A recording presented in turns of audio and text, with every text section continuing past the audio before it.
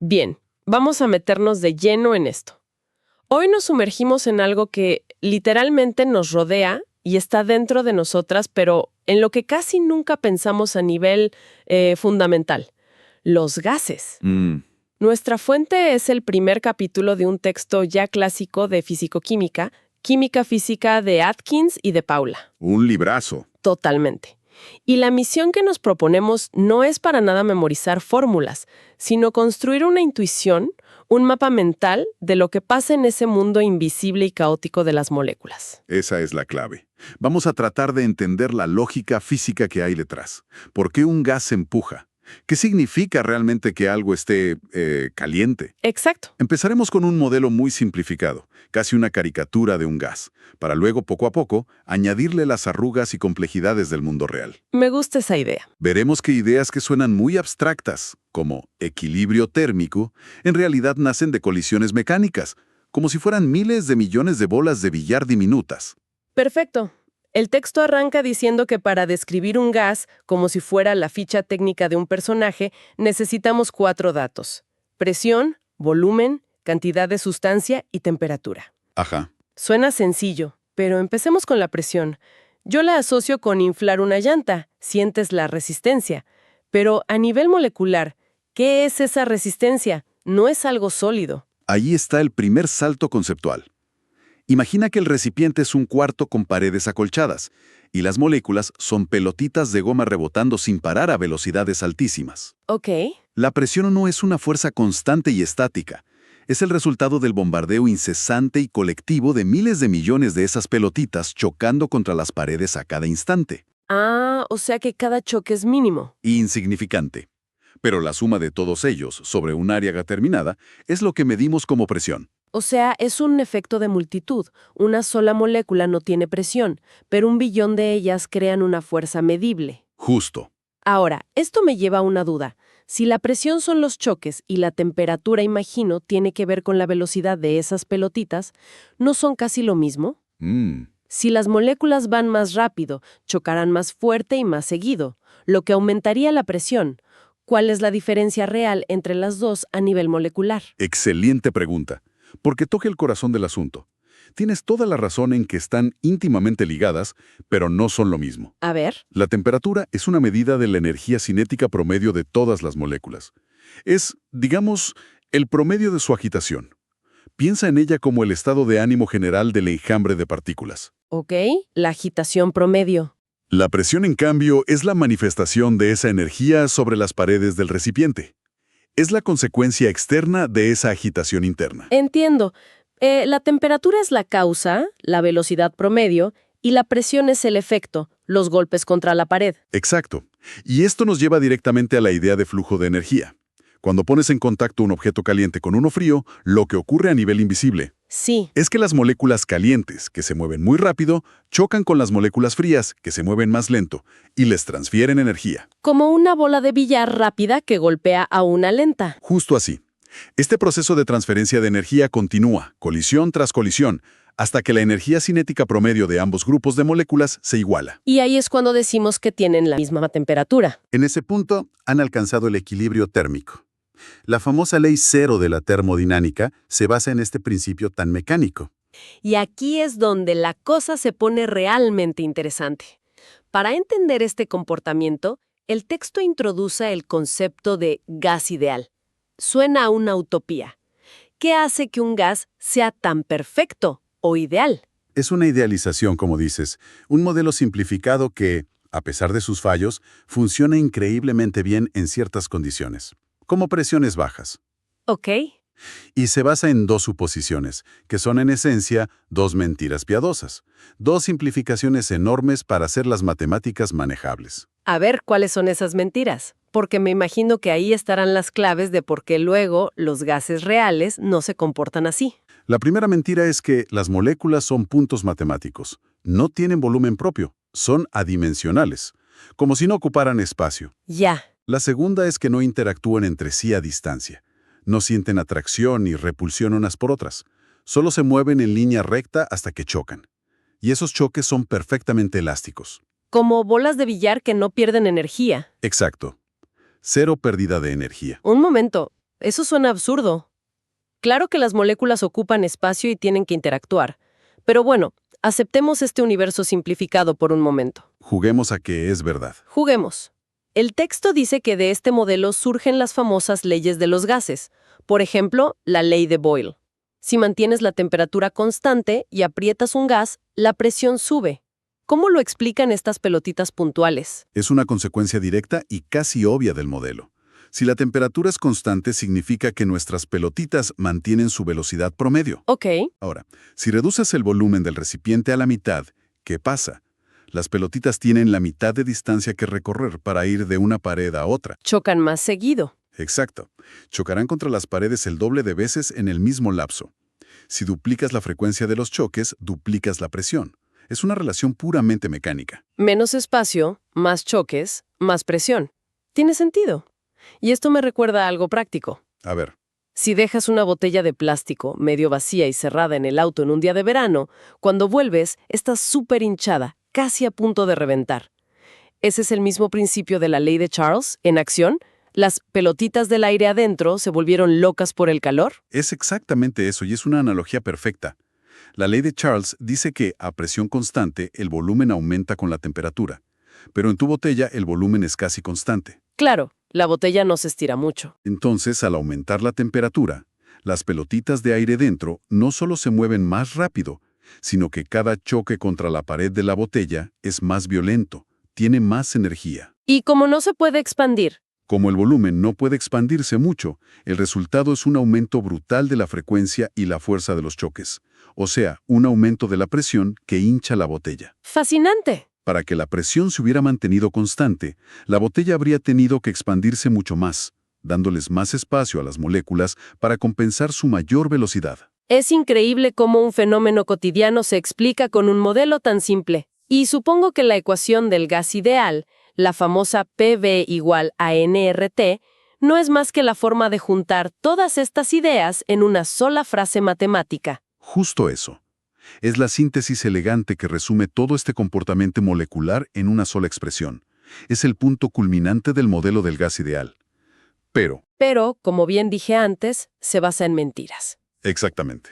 Ok, aquí es donde quería llegar. Hemos construido este modelo perfecto, pero sabemos que en el mundo real las moléculas sí ocupan un espacio y sí se atraen y repelen. ¿Cómo afecta la cruda realidad a nuestra bonita utopía? ¿Dónde se rompe el modelo? Se rompe precisamente en los dos puntos que ignoramos. Y aquí es donde la cosa se pone más interesante, porque las desviaciones nos cuentan la verdadera historia de las moléculas. Ajá. El texto lo ilustra muy bien con un gráfico de energía potencial entre dos partículas.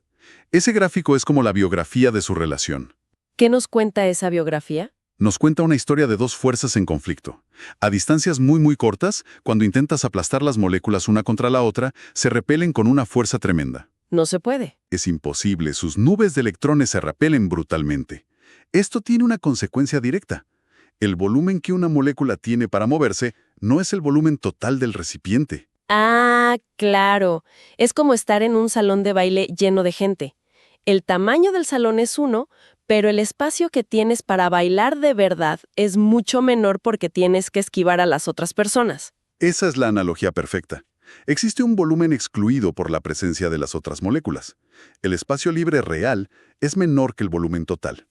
Esa es la primera desviación importante. De acuerdo, la repulsión a corta distancia.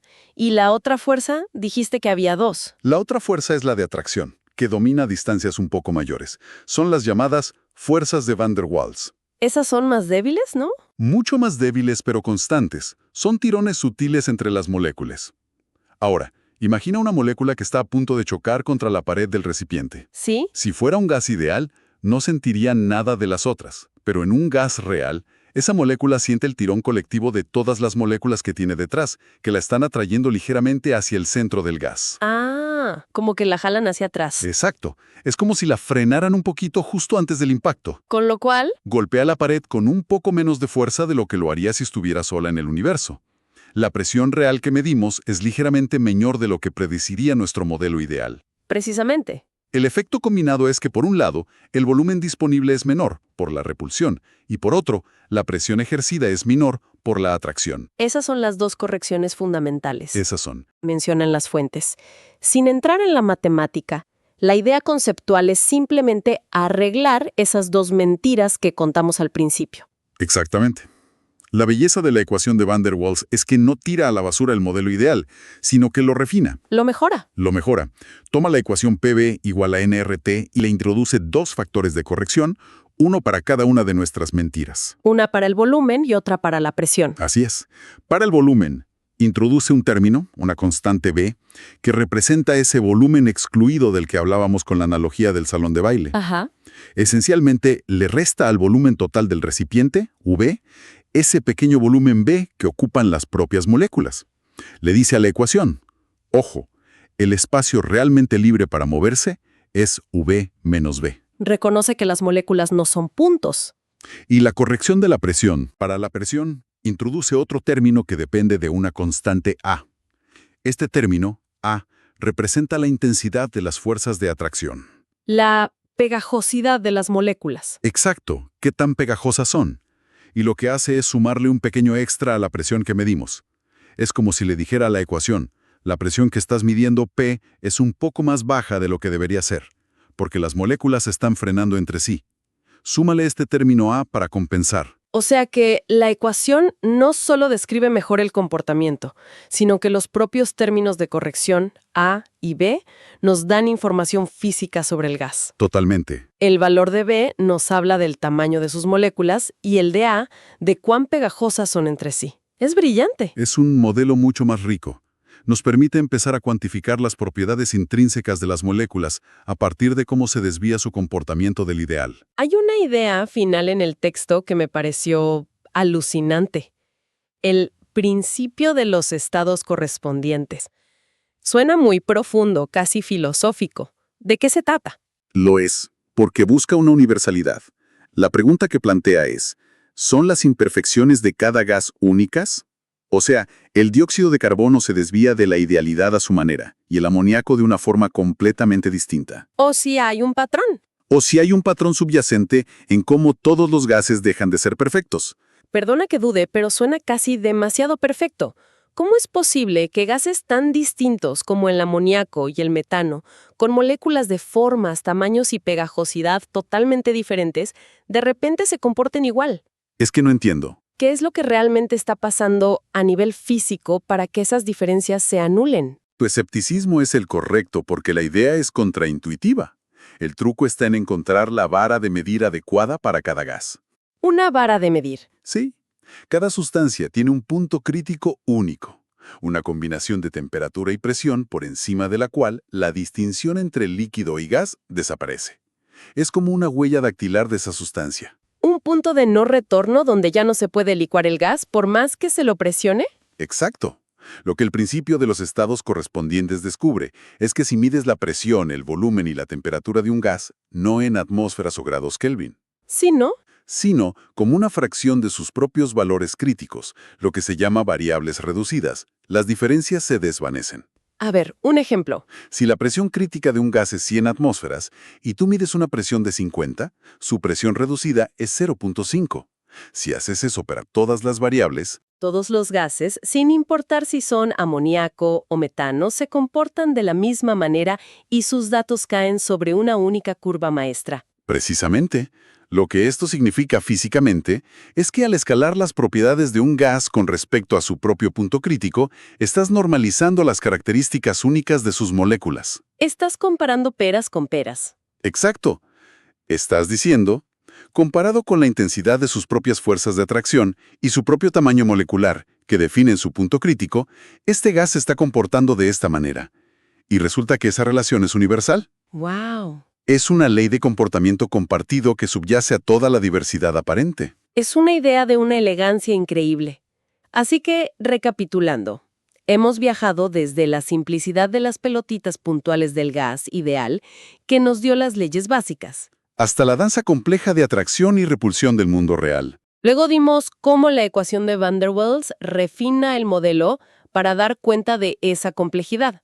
no solo describiéndola, sino explicándola con parámetros que tienen un significado físico real, el A y el B. Ujú. Y terminamos con este principio unificador que nos dice que en el fondo todos los gases son imperfectos de la misma manera fundamental. Es una historia perfecta de cómo avanza la ciencia. Sí, de una caricatura a un retrato cada vez más fiel y profundo de la realidad. Totalmente. Y para dejar una idea final para la reflexión, hemos mencionado varias veces el punto crítico, ese umbral donde la línea entre líquido y gas se desvanece. Pensemos un segundo en lo que eso significa. Un fluido en estado supercrítico, ¿qué es? O sea, como un híbrido raro, me imagino. Ni una cosa ni la otra. Es una de las cosas más extrañas. Tiene la densidad de un líquido, por lo que es un excelente disolvente.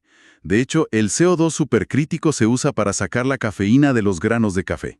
Ah, mira. Pero al mismo tiempo no tiene tensión superficial y tiene la viscosidad de un gas, por lo que fluye y penetra en los sólidos como si fuera aire. ¿Cómo? Llena cualquier recipiente por completo sin formar una superficie. Es como un fantasma denso, disuelve como líquido, pero se mueve como gas. Exacto.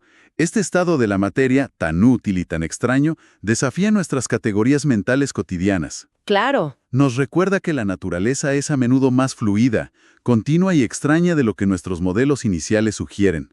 La distinción clara que hacemos en nuestro día a día entre un gas y un líquido no es una ley fundamental del universo, sino simplemente una consecuencia de las condiciones de presión y temperatura en las que nos ha tocado vivir.